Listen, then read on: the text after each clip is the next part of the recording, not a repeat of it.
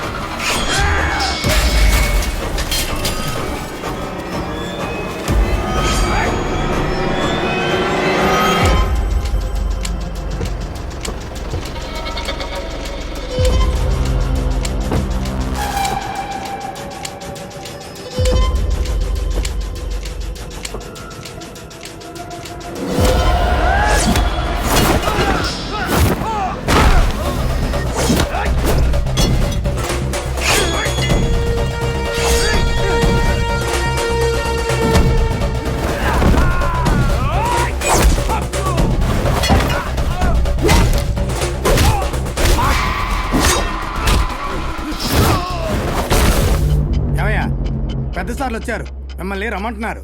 బాబు, ఆ సారోళ్ళని ఓ 5 నిమిషాలు ఆగమనండి అయ్యా. మా వాడొకడు రావాలి. అదేంటయ్యా, ఇక్కడ ఇంతమంది ఉన్నారు కదా, ఆ ఒక్కడు రాకపోతే ఏంటి? మీరు రండి. లేదయ్యా, ఆ ఒక్కడు మాకు 100 మందితో సమానం. వచ్చేస్తాడయ్యా. సరే, మీ ఇష్టం. తొందరగా రండి.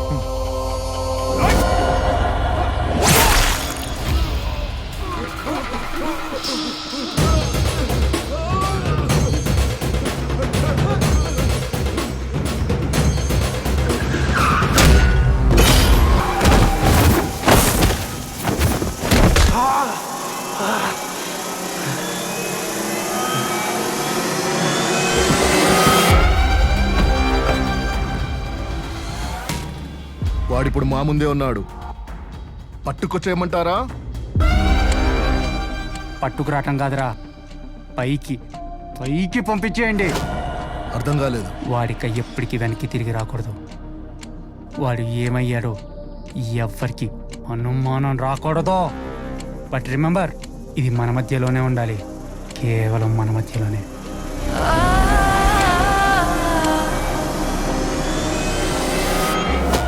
వారిని ఈడిక అబ్బాయి సార్ ఇంత బిల్డప్ ఇచ్చింది. పిల్ల బచ్చగాడు ఈడికి ఇంతమంది ఎందుకన్నా? నేనొక్కని చాలు, నువ్వు ఉండన్నా. రే, ఒక్కటే దెబ్బ.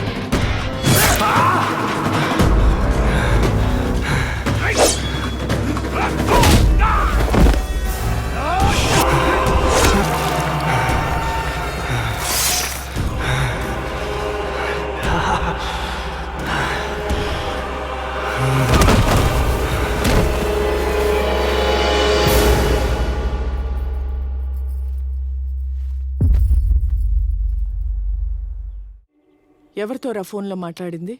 ఎవరూ లేరు. ఒక సీఈఓ చైర్ కోసం ఒక మనిషిని చంపేస్తావరా? మన 2 కుటుంబాలు కొట్లాడుకుని మన పరువు వీధి పాలు కాకుండా కాపాడటానికి వెళ్ళిపోయాడు వాడు.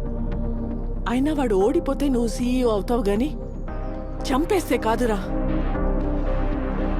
వాడి నీ అన్నరా, నీ రక్తం. హో, వాడి మీద నీకు సడన్గా ఇంత ప్రేమ వచ్చింది? వాడు నీకు పుట్టాడా? అబ్బి, మైండ్ యువర్ వర్డ్స్. నువ్వు ఎంత అరిచినా ఇప్పుడు ఏం చేయలేవు. నా చేతిలో ఏం లేదు. ఈ పాటికే వాడు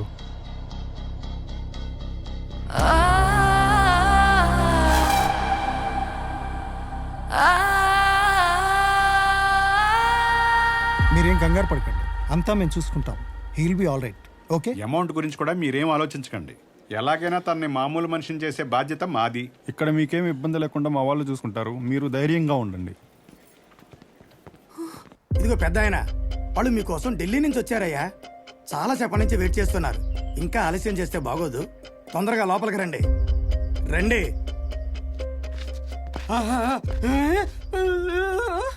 వద్దురా, బాబీకి రాడు.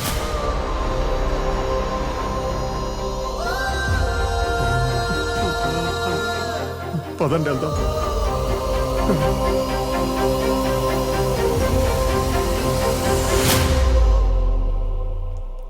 రాయపు లంక ఒక మారుమూల చిన్న పల్లెటూరు.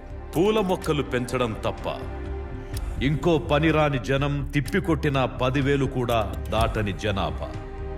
మీకున్న చిన్న సమస్యని పార్లమెంటు దాకా తీసుకెళ్లారు అంటే మీ ఊరి వాళ్ళంతా చాలా అగ్రెసివ్గా, రాడికల్గా ఉంటారని అనుకున్నాను. కానీ ఇంత సైలెంట్గా ఉన్నారు.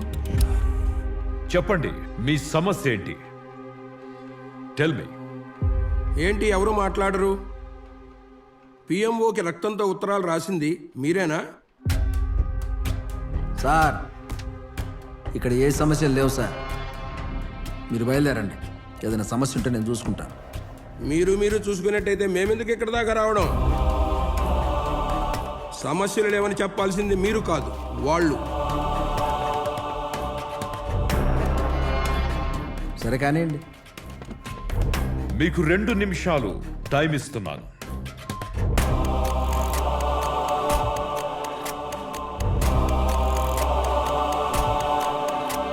సరే, మీ రాయపులంక రైతులకి ఏ సమస్యలు లేవని, అంతా బాగుందని, ఆ ఉత్తరాలు మీరు రాసినవి కావని ఈ కమిటీ భావిస్తూ సెలవు. It's just a waste of time. Excuse me sir.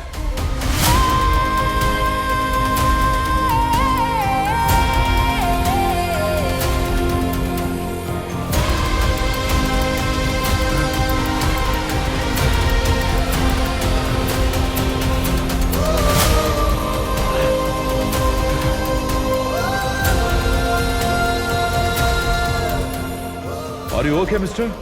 I'm absolutely fine. నేను మీ టైం వేస్ట్ చేయండి సార్. మీ టైం చాలా విలువైంది. పాపం పేద రైతులు సార్. ఈ పంట పోతే ఇంకొకటి, అది పోతే మరొకటి. అప్పు చేసి మరీ పూలు సాగు చేస్తూనే ఉంటారు సార్. వీళ్ళ టైంకి విలువే లేదా? ప్రేమికుల రోజు నుంచి రిటైర్మెంట్ ఫంక్షన్ వరకు అంతెందుకు సార్, పుట్టినరోజు నుంచి చావు కార్యక్రమం వరకు అన్నిటికీ పువ్వులు కావాలి. కానీ అవి పండించేవాడి కష్టాలు, కన్నీళ్లు మాత్రం మీకు అవసరం లేదు. ఒక రైతు రాత్రింపవాళ్ళు కష్టపడి పువ్వులు పండించి వచ్చే డబ్బులతో కూతురు స్కూల్ ఫీజు కడదామని ఆశపడితే పాడుగ ఖర్చులు కూడా మిగలకపోగా ఆ పూలని రోడ్డు మీదో కాలువలోనో పారేసి ఉట్టి చేతులతో ఇంటికి వెళ్ళిపోతున్నాడు సార్. పండగంటేనే పువ్వులు. అలాంటి వీళ్ళ జీవితాల్లో ఏ పండగలు లేవు. కడుపు నిండా తినడానికి తిండి లేదు. వేసిన పంట చేతికొస్తుందో లేదో తెలియదు. వచ్చినా మార్కెట్కి చేరుతుందో లేదో తెలియదు. ఒకవేళ చేరినా ఆ బడా సాబులు ఎంత ముష్టి పారేస్తారో తెలియదు.